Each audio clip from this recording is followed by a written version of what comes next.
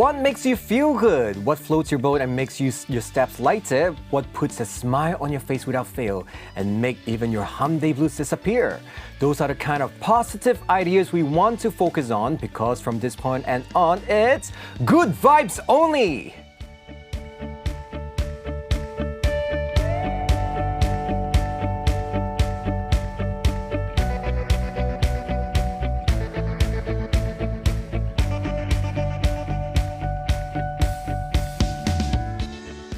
On Good Vibes Only, we invite some good people into the studio to talk about good things only. That is, whatever makes us feel happy, whether it's foods, moods, hoods, or goods. And today's good person with the good vibe is YouTuber Joel Bennett! Woo! Hello and welcome! Hi, thanks so much for having me on. Oh my God, I like your accent. Okay, first of all, please say hi to our global listeners. Hello everyone, I hope you're having a lovely day and thanks for watching. Already. Wow. Yeah, tuning in. I like your British accent. Thank you. And you should look at the camera. Look at the color of his eyes. Wow, 역시.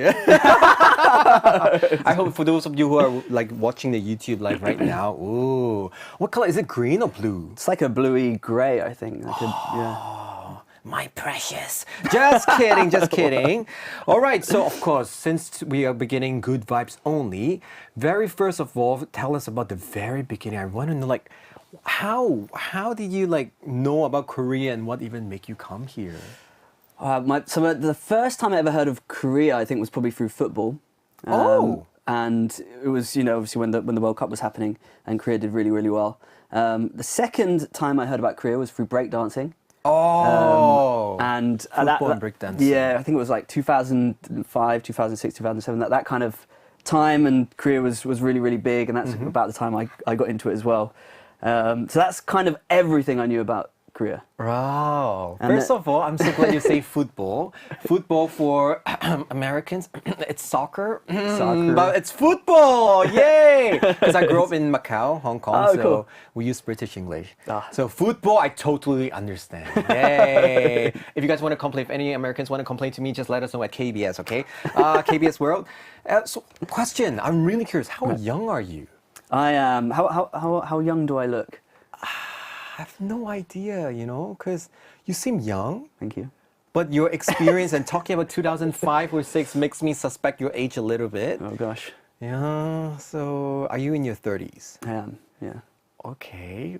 Which year of the zodiac are you? Do you know? So I'm the year of the dragon. So I guess you know High now. Five! Are you Year of the Dragon? 88. Yeah! For today, I'm just gonna lie and say, yeah, I'm year 2000. Also Year of the Dragon.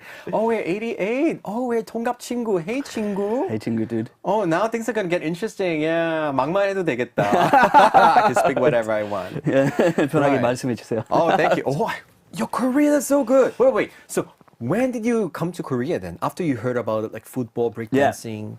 When did you actually first came here? So I had a very, very an amazing friend who studied Korean. He actually studied Korean in London, and he's now like a really well-known YouTuber called Korean Englishman. Oh Josh. my goodness, 영국 남자. Yeah, and we were a flat share, so we were living in the same place. We knew each other through church, and he would always talk about Korea, and I've never met anyone more passionate about anything. In my life. He just absolutely loved it. So he'd always talk about it. He'd be like, oh, don't worry about that. We should do this. This is how they do it in Korea. Or I want to take you for some Korean food, Joel. You need to understand how good it is. And because of him, I actually came to Korea for the first time. I got a passport for that year. Which year was it? That was 2011. Oh, cool. And I'd never traveled to Asia. I barely traveled, kind of been out of London. And he just fascinated me. So he signed me up for I think it was a 4-week winter English teaching job. And it blew me away. Absolutely blew me away. It was amazing. Okay, so first of all, because of him, talking about him, he is 영국 남자. We're talking about he is like really sometimes more Korean than Koreans. He knows all the cultural stuff, historical thing about Korea more than even locals, I must say. And wow, so he introduced you. How was it? Like he introduced the food, or what kind of things did he first told you before? Gosh, so let me tell you. So we arrive the first day, and then we're having like Korean barbecue. We're meeting up with some of his Korean friends, and we end the first day, and we're very, very jet lagged in the Jimjilbang. Wait a minute, you went to the Korean sauna. A Korean sauna. You went to, wow. Was it not a culture shock for you? It was a little bit of a culture shock, but when you kind of just throw yourself into something new. Yeah. Like, let's just give it a go. And I was just like, wow, this is amazing. This like when you're experiencing a cultural norm that couldn't work within your culture, it's fascinating. It was 2011. 2011, December. Oh my goodness. It was a winter and you went to a public bathhouse here in Korea being a foreigner. You must be really awkward because I won't lie, even me as a foreign Asian, because I grew up in Hong Kong, Macau. Right. I was so not used to it. And you being a foreigner going in there, I'm sure all these adashis were looking at you, right? Yeah, there was a few stares. Right? I don't want to say where they were staring, but exactly.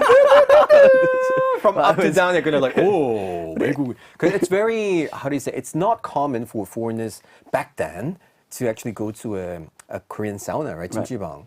So, did you like it though? Did you have to? Did you try the shikhae, the Korean? Yeah, we did all that. I didn't do the scrub on the first time, but yeah, I go relatively regularly, and I still don't do the scrub. For those who doesn't know, if you come to Korea, if you go to a Jimjilbang, you could pay for this service where they actually scrub your whole body. I just don't like it because it looks like a butcher. You're like an animal there, and they scrub you so much, and I'm still not used to that. Yeah, I don't get it that often, but it's very like 시원해. All right, 시원해. It's like, I would say in English, refreshing. Like, yeah, it's like right. They clean you, exfoliating your whole body. Yeah, that's right. So you came here for a 4-week English teaching thing, and what happened? I tried to teach English. But at that point, so the area I grew up in, we're not known for good English. It's it's a little bit more working class, and we don't. So in America, you say water, and in English you say water, and then where I grew up, you say water. Oh, that's the okay, those kind of English. So I remember for about a month before I came to Korea, I knew I was going to teach English. I was like, I need to practice pronunciation, and so I would, hello, my name is Joel, and then I came and I arrived and I taught these kids, and they were like, they'd say like, teacher, what is water? And I was like, oh my gosh. So then in the space of about 4 weeks, I basically had to relearn English for myself in more of an American accent so they could actually understand what I was saying. Oh, this is so funny because I had the same problem here when I first came here because I'll be saying, because in school, back in Macau, we would say water, canteen, the T sound. Right. But back then, I don't know why, for some reason, when I first debuted with my group, like all the TV shows or radio, they would use a lot of American English. Like Koreans were more familiar to. Yeah. So I had to kind of like try to speak more like, the water and blah, blah, blah, blah, blah. But now a lot of people actually like British English more. They find that very sexy or very special, right? Yeah. So well, obviously there's a lot of different dialects in the UK. So depending on where you go, your opinion may change. Right. On whether it's sexy or not. But. Harry Potter. Okay, so you were teaching Korean English in Korea for just 4 months. So your plan was just to stay here for 4 weeks. Yeah. So we actually stayed. So we did the teaching it was in Pohang at Handong, Turkey, and we took a week either side. So we did a week in Seoul, then went to Pohang for 4 weeks, and then another week. Oh, so you were city hopping. Yeah. Okay. So we really got, and because Josh had connections here, knew people. Right. I felt like I was thrown into the deep end of understanding the culture. Oh, he is a networker, definitely. Right. So afterwards, how come you're stuck in Korea? Like, is that love or what happened? I think, there's multiple reasons, and I think like growing up in the UK and especially in and around London. You grew up in a lot of multiculturalism, and so it was fascinating for me to suddenly be in a country which was quite homogenous. Everyone was Korean, right? So it was like this way or that way, right? Whereas extreme. It's very extreme kind of difference, and but I didn't think I appreciated how kind of, in some ways, how special that could be. But also for myself coming here, I just felt I think whenever you experience something new, you're like. You scratch the surface and you're like, wow, I really want to go deep. I really want to understand, like even the culture around food. I wasn't a food lover. So brave of you. until How I do you came find to a Korea. food? Be very honest. Like, I know a lot of foreigners when they first came here, they're like, oh, Korean food, too much red color. They were complaining about it, right? What about you? Was that okay for you? Yeah, it's been fine for me, and I think like the more I try different, the variety. So like within one country's cuisine, like the variety is crazy, absolutely crazy. But yeah, there's so many things. Like I go back to the UK, and contrary to popular belief, I think there's a lot of good food in the UK, especially in London. It's just a little bit expensive. Yeah, that's what I heard. So I go back, and I remember after living here for a year or so, I went back and I was staying actually with a couple of mates, and one of them was Korean. Oh, And I was complaining because I was like, oh, I can't remember what I said. Like 감자탕 좀 감자탕! like 댕기네 or something like that. Oh my god, the pork and potato stew. yeah. Right? Oh, 맛있어. Yeah, and so like my friend, well, he actually went out and he made me a kimchi-jjigae.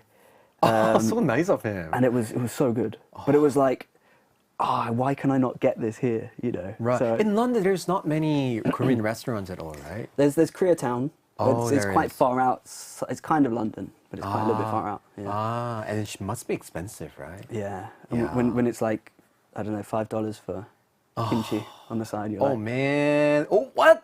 For a side of kimchi, $5, really? Oh, I always man. try and be cheeky. I'm like, 반찬은 어떻게 됐나요? And they're Right. like, like, you have to pay for it. I'm like, okay. Right. Unlike Korea here, like you have like unlimited side dishes here. Right. That's a really good thing. Yeah. Oh, so afterwards you decided to stay here in Korea. Yeah, so I mean, it stuck with me that trip, and I think I grew a lot in ways that I really didn't expect.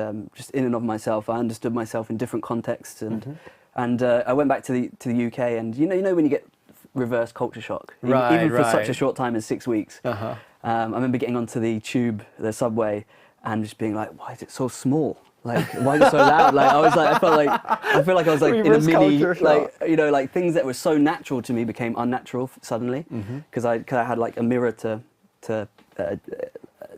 see it against. So it kind of always stuck with me, and I came back here a few times, and then in 2017, my friend Dan and I, and another friend Adam, we came, and we were like, let's come for 3 months and just have a fun project. And Dan also studied Korean. His Korean level was phenomenal. Really? And my background's in filmmaking, so I was like, let's do a YouTube channel. We're known from the Korean Englishman a little bit from appearing on that. Right. Let's go and have an adventure. And we stayed for 3 months, and then we were like, let's see if we can do a year. And that was 2017. So yeah, it's like 7 years ago. Wow, that's so how my you life did is it. here now, which is crazy. I like it. I like how you guys are very like daring, adventurous, and that's definitely the good vibes that we need. Because a lot of us, we are like trying to be in our comfort zone. Yeah. We don't want to try anything new. But for you actually gave it a try, and that's really amazing. Thanks. Wow. Speaking of that, I really suddenly have so many questions for you. But of course, we're gonna take a quick song break. If any of you also have questions you want to ask Joel here, remember, let us know on our YouTube live right now, and we're gonna ask him any of the questions. Meanwhile, we're gonna be going to play throughout the songs chosen by actually our guest Joel himself. First of all, we're gonna listen to "Always Awake" by Benzino. Great song. We're back with Good Vibes Only, and today in the studio we have Joel Bennett with us, and we have some messages from our listeners here. The first one is from Xander Tommy. Can you read for us? Yeah, it says, have you ever been surprised by life in Korea? 한국말 너무 잘하신다. Oh, 잘한다. Right. So have you been ever like get surprised by like any culture shock that you remember? Or Yeah, I anything? mean, but especially when I first came, and it was a lot of kind of like food that moves. Oh, 산낙지. 산낙지 or Live 곰장어 octopus. or like this kind of stuff. And I never really grown up eating seafood. So that's been a bit of a fun adventure for me. Oh, that's so true. Yeah. I mean, that's also very eye-opening for a lot of like Asian culture too. Right. Especially 산낙지. and the eel that you were mentioning when they cook it, it's like still moving, and people are like, oh my god, are you guys eating alien stuff? Interesting. Siska and Adriani also say, hello Joel, welcome to the show. I know Joel because of this, his video went in Indonesia. Do you still remember any Indonesian food, Joel? Any memorable memory when you were in Indonesia, especially Jakarta? So what is your favorite football team, Joel? And what is your favorite Korean food? Gosh. Is there any Korean food that you don't like? Okay, let's first question. How was Indonesia? So you've been there. Oh, India is great. Oh, cool. I was really, really blessed. I was able to work in Jakarta quite often. I think I've been there about 8 times. Wow, that's a lot. And I really the first time I went there, I was there for about 3 weeks, and I really fell in love with Indonesia. Right. The only thing I hated about Jakarta was the traffic. Traffic's pretty Oh my intense. god, the traffic. But the food, how was it? Food was great. There was one, I don't know what you call it, like a dish, but like comes out loads of different stuff. And then you kind of choose what you want. Oh. And then the stuff you don't eat, they take back. It's kind of like panchan. Oh, really? So it's there like a was whole variety of of things. stuff, Okay, yeah, let us know if you know the name of it. And also, like, what about Korean food? What food do you like? Or Oh gosh, where do I start? Where do you start with that kind of question? Like, you know, okay, what's your favorite Korean food that pops in your mind? I know there's a lot for sure. oh gosh, I mean, just like when you're with your mates, or you know, with a group of people, and you take them for, I don't know, like 돼지고기, like pork barbecue. Were you like It's kind of were a you cop-out, shocked when you have to cook your own meat? Maybe when I first came to Korea, but now it feels like very, very natural. It feels very normal. Right. I actually find it therapeutic. So if I'm in a group, I try and grab the jjigae first. To and do I'm it. like- Oh, because you're nice. Nice people do that. Oh, you're actually watching some of your videos on the screen there. Oh, And you're cool. eating all this banchan, That's 제육. 제육덮밥. Oh, I found this amazing place in Yongsan, and it was just saved. It was like a location that was saved on my map, and I just decided. so to go. you are a foodie. You love food. I've become a foodie for sure. I've become a lover of Korean food, but I love what I love, and like the stuff I really love. You know. Okay. Is there anything you don't eat? Like, are you okay with like fermented fish, hongo? Oh gosh, hongo is a challenge. Even it's like ammonia. It's like hair dye. Pamayak. Oh god. But yeah, I've tried, and I keep telling myself I'll just have it like once a year or once every 2 years, and like if I eat it more and more, then maybe one day I'll go, I crave it. Really? That's my heart, Wow. but I don't think that's ever gonna happen. Like, Same here. I try the weaker ones. Yeah, when you eat it with like samhap, right? Yeah, With like yeah. gogi and jae. lettuce or whatever, or like vegetable. Yeah. But just itself, oh man, I'm like, why am I eating like ammonia? Yeah, But, it's pretty intense. Kitty girl say, oh, he's a YouTuber. Hello, Joel. Welcome to Wonder Hours. Oh, thank you so much, Kitty Thanks for girl. having me. Right, and we also have another message from actually a mobile number from 7644 saying, the UK is a country that I really want to visit one day. Any recommendations? I would recommend. I mean, going to London's amazing, and like it is a very expensive city to stay in, but galleries, museums are all free. So that's something that's amazing, you know. So if you're ever bored, you can just go to it, you know, and just walking around the city and seeing the architecture it makes it such a beautiful place. Like for first-time Koreans or like foreigners who go to London, which is like a must-go, like museum or Any of them. Just pick one. Okay, it's British free, by the Museum. There you way. go. It's free. Why Yeah. not, right? Yeah. It rains a lot in London, is it? Yeah, I think so. You You don't remember I because don't you're in remember. Korea for so long. It always throws me if I go back to the UK and I visit and it's not raining. I'm like, oh, the weather's quite nice. Oh, interesting. Yeah. All right, speaking of YouTube, of course, we have to definitely talk about your YouTube channel because Yeah. I'm actually quite interested how from like film, your major was a filming, Yes, right? yeah, Film yeah. major. And you actually started doing YouTube called Dan and Joel. So how do you even start that? And was it easier since you did film major before? Yeah. I mean, it definitely helps in some sense. I think I feel like I have like almost 2 personalities. I'm like very, very observational, very like deep thinking, and very when I like, and that's kind of more my art school background. And like I could watch paint dry and find something profound in it. You know, Wow. I've learned like there's meaning in everything. You know, like to that extent. But then there's this other part of me where it's like complete spontaneity, hyperactive, like throw myself into adventure, and so. That's a good balance. I think it's a good balance, but it's quite like two ends of the spectrum. And so when I'm making art, I can get very, very kind of into myself and kind of I want to tell stories through the camera. But it just takes a lot of work, and not a lot of people will see that kind of stuff. Right. And then you have like the media that has changed over the years, and YouTube being a platform where you can basically do whatever you want. But I feel like, and this is something I've been wrestling with for a little while. So when I was making YouTube with Dan, it's not easy making a YouTube video, right? Especially when you first started, right? Yeah. So that was 2017 when you first started, Dan and Joel. Yes. Right? Yeah. You know, confession, I felt very ajashi because the first time I read the channel name, I was like, oh, Jeep Seek ID? I'm like, no! like, 갑자기 아재 같아. It's Gypsy Kid. How do you come up with this name? So I've been thinking about wrestling, kind of like maybe some of the viewers can help me. Like I probably should change the name of the channel, but at the time, so just after I came to Korea, my no pun intended, my career took off, and I was traveling the world filming, and I was like, I'm going to make these kind of like little films, as one of the viewers mentioned, in Indonesia, and I'm going to make these little kind of just, I don't know, art, not necessarily art, just like montage films of where I go. And I kind of took on this persona as a gypsy, like, you know, traveler. Going all around the world. And like keeping that kid-like kind of mentality. Right. Obviously I spelt it wrong. That was on purpose. Come on. It was on purpose. All right, gypsy kid. But that's essentially where that name came from. And I still feel like I want to mess with that kind of persona a little bit, but it's so hard, like, if people are like, oh, what was that channel called again? You know, it's like, oh, how do I find Joel? Gypsy Kid sounds good, quite catchy. Yeah, Yeah. maybe I'll change it. Yeah. Okay. Any suggestion, everybody? rebrand. Maybe you can let Joel know. Rebranding. So at the very beginning, was editing or filming harder? Like, what was the most challenging?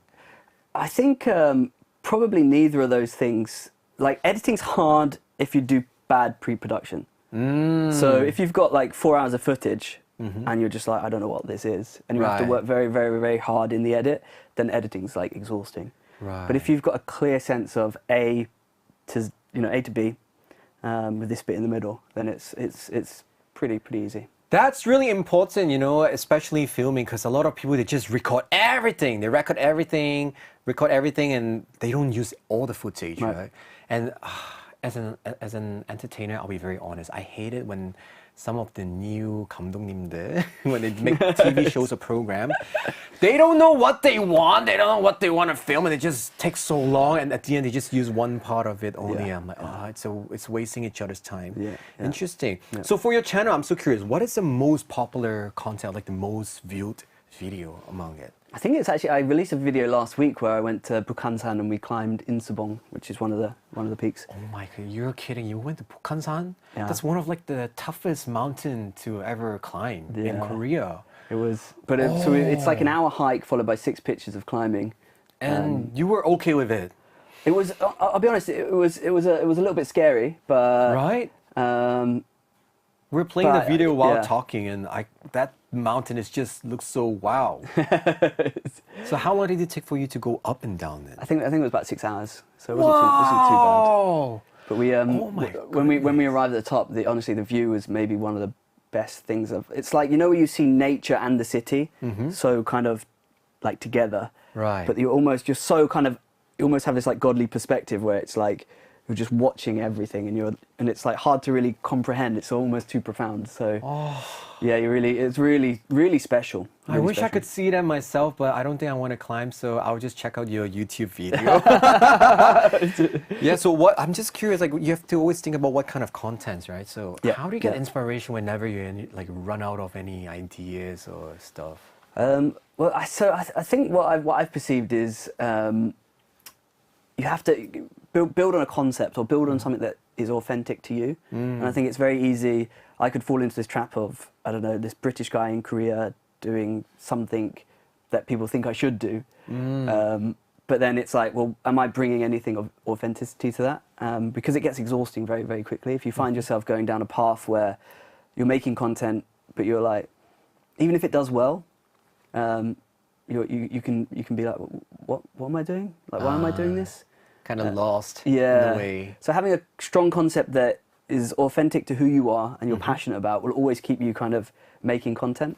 And it also keeps you from straying too far, because my issue is, and as a creative person, I think many creatives will know this dynamic is today, and this idea, we could come up with an idea within the next 2 minutes and it would be the most phenomenal thing. Like, let's do a podcast, let's do a, oh my gosh, like, let's, like, we could go on this adventure, and then like you wake up tomorrow and you're like, that was the worst idea I've ever had. So it's like there's this duality of, this kind of two kind of things where it's like, this is the best idea, and then time kind of happens, and that's why most creatives don't finish projects. Right. You start something you don't finish because you lose faith in the raw concept.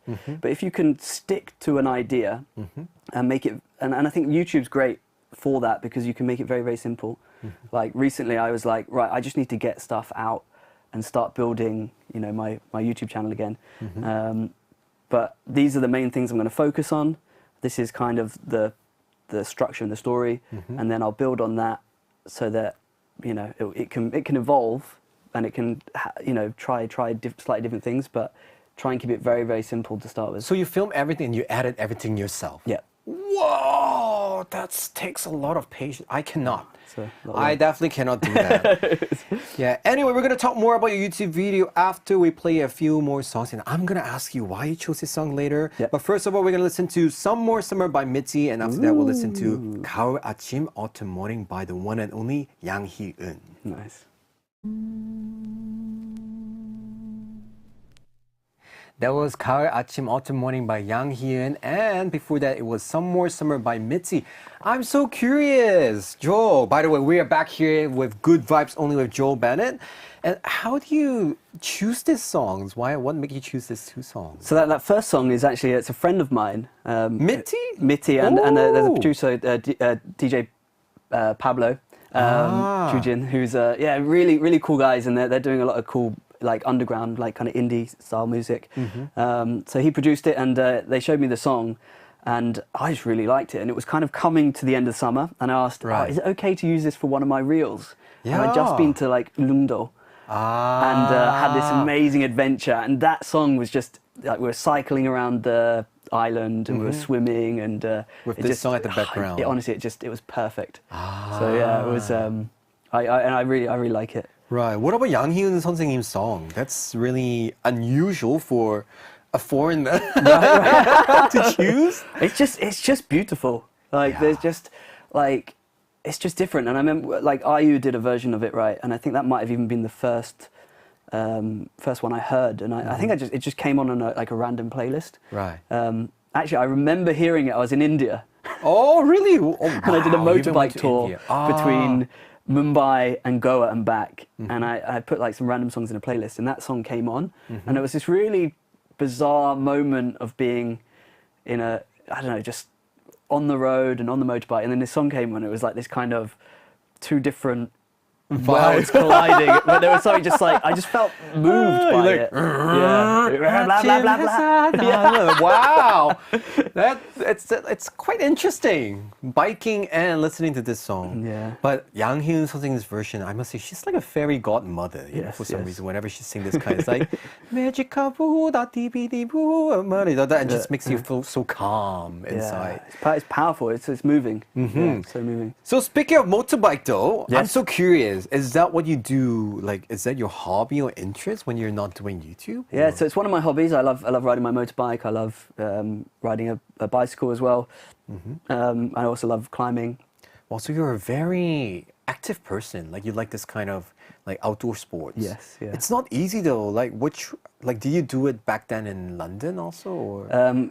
So I've always been into bikes, like two-wheel vehicles, and so from a young age I did. I think they're trying to click on something from a long time ago. It might be a bit embarrassing. But yeah, I love like kind of doing tricks on my bike. Like where I grew up was just outside of London. There was nothing to do. So a lot of the kids would go out and we'd like modify bikes and do jumps down. It'd start like with stairs. We jump down the stairs. Jeez, how many bones have you broken? I've done my AC joint in my here. I broke my kneecap. I almost lost my leg when I was 18. Oh man! But otherwise, Not That's too why, many. always on SNS, people always saying that, oh, that's why men live less than women. Yeah, yeah. But, I'm seeing some, those kind of bike, like bicycle bike. It's called a trials bike. This is from a long time ago. That's dangerous. Kind of down in London. Right. But I mean, doing those tricks are very, like, if you nail it, it's really cool. Yeah, Do you still do it now? Yeah, I have this exact same bike actually. Actually, I don't understand how those bike could actually sustain a person's weight of like Yeah, bumping yeah. around. Do you still do it in the area you live in, or no? Not like so. Since moving to Korea, it's a bit lonely. It's a bit of a lonely sport anyway because not a lot of people do it and know about it. Right. But yeah, and I think whatever I'm doing, I need to have some kind of like active hobby. So if I'm not on the bike, I'll be climbing, and if I'm not climbing, I'll be cycling, and if I'm not cycling, I'll be on the motorbike or. So active. Yeah, I'm always looking to be in water as well. I love water. Motorcycle, I mean, I know everybody say this, please drive safe, it's very dangerous, yeah, but where do you usually go with your motorcycle? Because for me, I have a tiny one that I just drive in my 동네, Sick. in my area. Like a scooter or? Yeah, scooter, electronic scooter kind. Nice. And I just don't want to go too far because I'm so scared that other cars might just hit me, So Yeah, what yeah. about you? Like, do you still ride motorcycle this season? Yeah, I think you have to be very on it. You know, you just have to be very engaged, and you always have to assume that someone's going to do something crazy. Right. Because people make mistakes. Obviously, there are some drivers that are kind of looking on their phone and stuff like that. Oh, A lot of tell people me don't. about it. That's so dangerous. Please don't do it. There's a lot of people that don't indicate. So yeah, signal. So yeah, you just have to be super aware of that stuff. But I think Korea is an amazing infrastructure for riding a motorbike. Oh, I think really? It's absolutely amazing. I woke up. It was about 3 or 4 months ago. I woke up one day and I thought, I'm going to go to Busan. So I went to Busan on my bike. It took about 10 hours. No Yeah. way, 10 hours! Jeez, you rode a motorcycle to Busan. For those who doesn't know, if you drive a car, if you go really quick, maybe 4 to 5 hours. Usually 6 hours. But motorcycle is like, 10 hours. It was exhausting. Oh, And man. my bike's kind of a sports style bike, so Right. you're in this position a lot of the time, so you have to Right. stop every hour and like Leaning forward. stretch out and stuff. So Well, but at least you could go to the 휴게소, the resting Yeah, areas, yeah, right?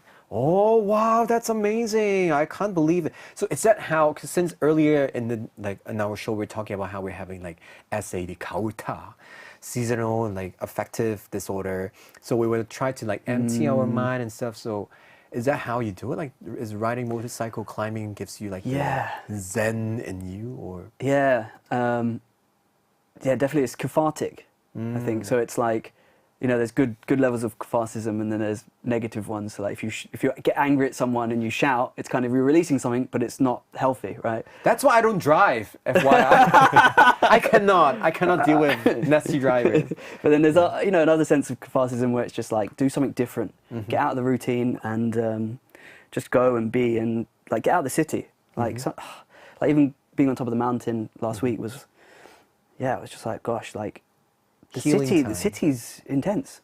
It's like you never switch off. You're always in the culture, and the culture pulls you. It's like it's like its own current.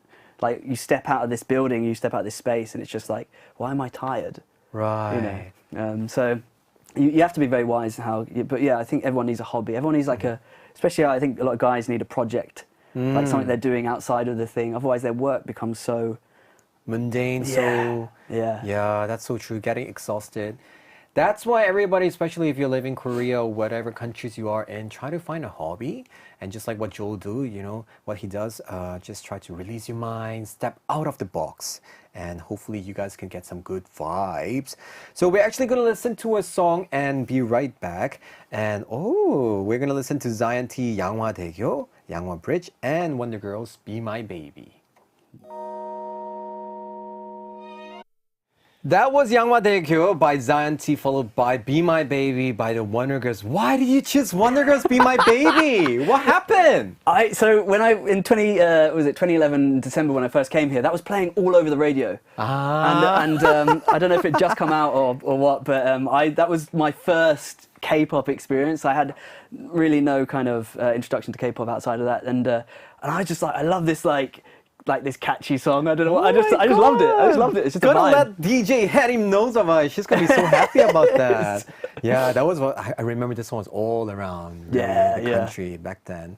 You know what? I can't believe it, but we have so many things we want to talk, but time is ready. You know. Oh no. It's time to say goodbye already. 왜 그러세요? Yeah, I know. It's okay. You can always come back. Let's do one more hour. I know. You can always come back and talk more. So Okay. thank you so much for coming here. But before we say goodbye, actually, I'm so curious about your last song choice. Why did you choose Park Song-cheol's Bang Bang Honk Honk? This song is hard. Why? I don't think people understand the level. So I was in a taxi in Busan, and this song came on, and I was like, bam What bam, is it? dun digga digga digga bam bam, dun digga dun digga dun digga dun digga dun dun. And I was like, it just gave me so much hype. And so I was at the climbing wall recently, about a year ago, and I put this song on, and I just like the amount of stoke and send. Like I was like, I'm gonna push through this like problem that I'm working on, and I'm just gonna send it. And I just had this like. It just gives me so much life, this song. I don't know. Wow, That's it. Anyway, I just think it's an amazing beat. Yeah, if any of you haven't heard this song, don't worry, we're going to play it for our ending song, and hopefully that will give you good energy. And as always, today's Good Vibes Only will be posted on our YouTube page at youtube.com/KBS World English. So be sure to like, subscribe, and turn on notifications so that you won't miss anything. Please also look for Joel Bennett's Instagram, which is, what's the ID again? JIPSEEKID. JFC boy, exactly. Anyway, thank you so much for joining us today, and thank you everybody for tuning in. This has been Alexander with producers Hong Seoryong and Kwon Chae-ryong, and writer Liz, and of course for Joel Bennett. Have a wonderful day and see you tomorrow. Bye.